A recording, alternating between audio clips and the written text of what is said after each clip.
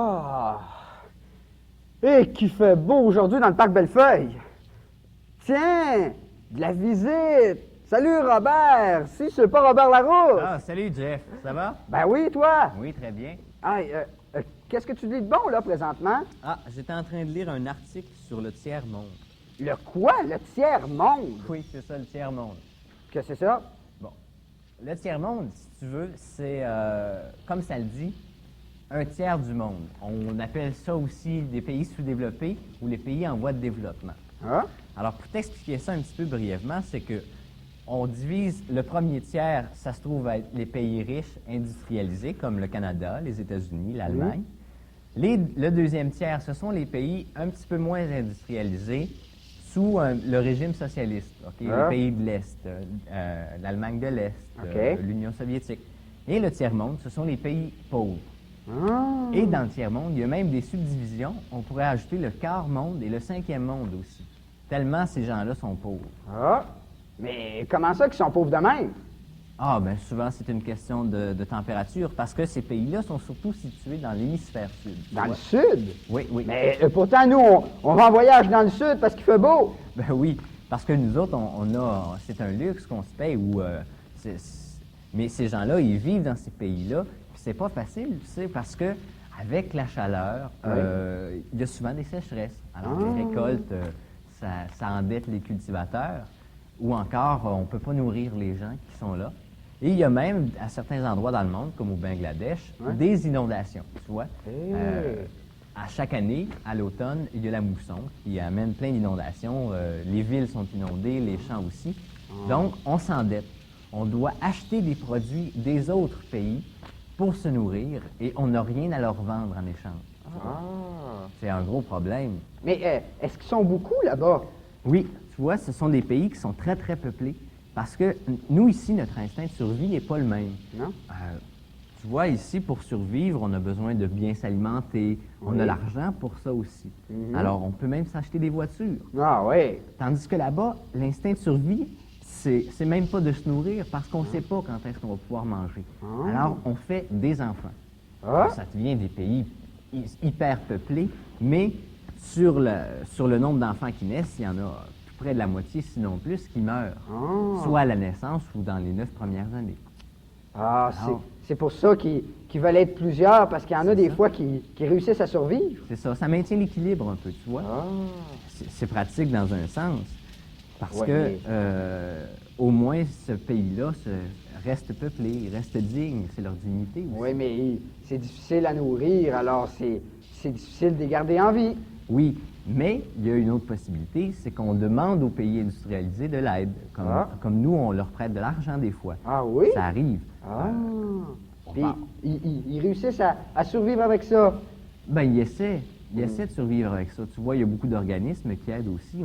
Lorsqu'on donne de l'argent à l'UNICEF ou des trucs comme ça, c'est pour venir en aide à ces pays-là. Et puis nous, si on veut, là, je suppose qu'on peut aller les aider. Ben, aller les aider, oui. Si tu considères que tu as le temps, que tu veux réellement le faire, tu peux y aller.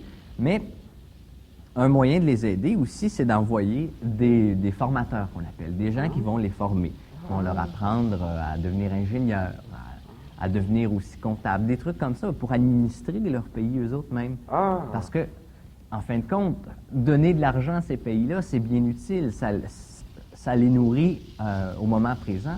Et pour ce qui est du futur, il n'y a rien. Alors, il faut les construire, ces pays-là, en leur donnant une formation. Donc, l'éducation, c'est important, comme ici. Oui, exactement. L'éducation, c'est important. Et justement, cette année, l'Organisation des Nations Unies a fait l'année internationale de l'alphabétisation pour venir en aide à ces pays-là. Il y a, par exemple, l'OCDE qui participe à ça.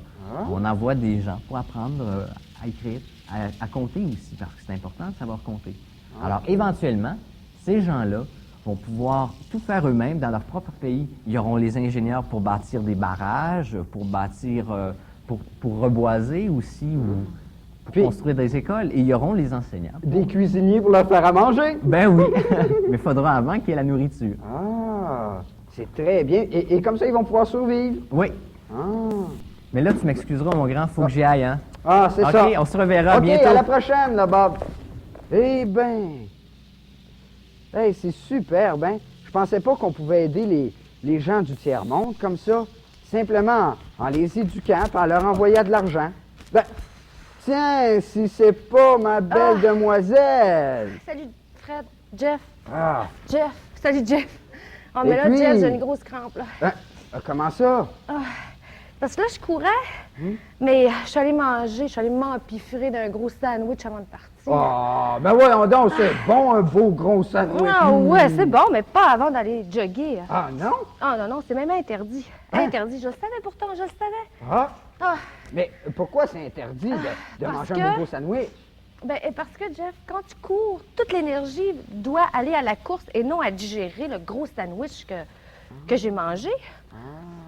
Mais C'est très important. qu'est-ce qu'on peut faire d'abord avant d'aller courir? Tu manges pas. Hein? Tu manges pas. Faut Ah pas oui. que tu manges. Ah non, ou si tu manges, si vraiment t'as trop faim, comme moi j'avais tout à l'heure, Mhm. ben, j'aurais dû manger un fruit. Quelque chose de très léger, en tout cas. Facile à digérer. Oui, c'est ça, de Ah, préférence. bon. Ah, là, ça passe, ça va mieux. Mais avant d'aller courir, là, Ouais. est-ce qu'il y a des exercices à faire? Oui, du réchauffement, Ah bon, c'est important. tu t'assois devant un gros poêle? Non, pas tout à fait. Ah. Non, non, tu bouges tes membres, tu bouges tes muscles, tous les muscles qui vont avoir à travailler, Hein? comme par exemple les chevilles, les genoux, les cuisses, tous les membres en général. Ah, C'est important d'être bien réchauffé avant de partir. la tête aussi? La tête, Ah bon. tous les membres sont importants. Ah, puis t'es pas mal belle aujourd'hui. Ah, t'es gentil. Toi aussi, t'es chic. Merci beaucoup. Hmm. Mais est-ce que ça prend un équipement spécial pour faire du jogging? Une bonne chaussure, Ah, surtout? surtout et uniquement. Ah, Oui, c'est très important, comme j'ai, tiens, tu vois. ah, Oui, c'est une chaussure de course, Oh, elles sont spécialement belles. pour ça. elles sont toutes blanches. Oui, celles-là sont pas mal. Mais ce qui est important, c'est la semelle. Ah, Oui, si tu regardes, là, tu peux voir une grande surface blanche oui. ou la semelle, eh bien, c'est ça qui est important parce que c'est ça qui te supporte lors de ta course, quand tu cours. Ça supporte ton poids. Ah, Oui, parce qu'il faut savoir que quand tu cours, ton poids est multiplié par 8. par 8? Par 8? Ah, mais moi, je dois pas être tellement pesant. Ben, peut-être pas toi, là. Mais déjà, de toute façon, même ceux qui sont légers comme moi, Oui. ben, c'est quand même important d'avoir une bonne semelle. Parce que sans ça, Jeff, tu peux te faire mal. Hein? Tu Ah. peux te faire mal aux genoux, tu peux te faire mal au dos. Alors, c'est important de miser sur une bonne chaussure. Même si tu marches, Oui, même pour la marche, oui, une marche rapide, là, oui. c'est important d'avoir un bon support en dessous. Donc, les vieilles chaussures, là, avec lesquelles je peinture, c'est pas bon de faire de la course avec? Non, pas tellement. Ah. Non, c'est même à déconseiller. Ah, bon, ben, Ah oui. je vais le savoir, mais en tout cas, là, si t'es vraiment bien habillé. En tout cas, Jeff, j'espère qu'on va se revoir. Là, moi, je continue ma course. Ma Ah. crampe est passée. Bon, ben, OK. À la prochaine, là. Bye Ciao, bye. Jeff! Ah, ben, c'est important comme ça, des bonnes chaussures. Ben, je te dis que je vais le savoir la prochaine fois que je vais courir. Ah, Bateau. ben tiens, tu sais pas mon ami Phil, tu reviens de voyage, Phil. Ah, salut Jeff, je suis content de te revoir. Je Hey. suis content de revoir aussi le parc Bellefeuille. Ben, re-bienvenue dans le parc. Hey. À quel endroit t'étais, toi? Ah, ben là, je reviens de Colombie-Britannique. là. Colombie-Britannique, Oui, c'est au Canada? C'est encore au Canada, oui, à l'autre bout complètement du pays, dans l'ouest. Et puis, c'est un coin merveilleux, Jeff. Mais qu'est-ce qu'il y a de beau à voir là? Ah, principalement, il y a les Rocheuses. Après l'Alberta, là, ça commence immédiatement après l'Alberta. Là, c'est une grande chaîne de montagnes qui descend tout le long de l'Amérique du Nord, puis qui se poursuit en Amérique du Sud. Là. La chaîne change de nom, mais c'est les mêmes montagnes. Ah. Et puis, c'est un coin merveilleux à visiter. Oui. Le pays, le Canada, c'est un pays tellement grand que les populations sont très différentes. Hein? C'est pas du tout la même mentalité qu'ils ont à l'autre coin du pays. Ah. Et puis, tout est différent d'ici, là-bas. Ah, ben, c'est peut-être pas aussi grand que le parc Bellefeuille. Mais quand tu voyages, là, à quel endroit t'habites? Bon, quand je me promène, là, quand on voyage, quand on a une vie de bohème un petit peu, tu sais, là, il y a le premier critère, tout dépend de nos moyens financiers. Ah. Tu sais, moi, je suis jeune, j'aime ça voyager, j'ai pas beaucoup d'argent, donc quand je veux, quand le soir tombe et puis il faut que je me couche, eh bien là, plus souvent qu'autrement, je vais dans les auberges de jeunesse. Ah. Il y en a dans toutes les grandes villes à oui? à travers le pays, en Europe, partout en Amérique du Nord.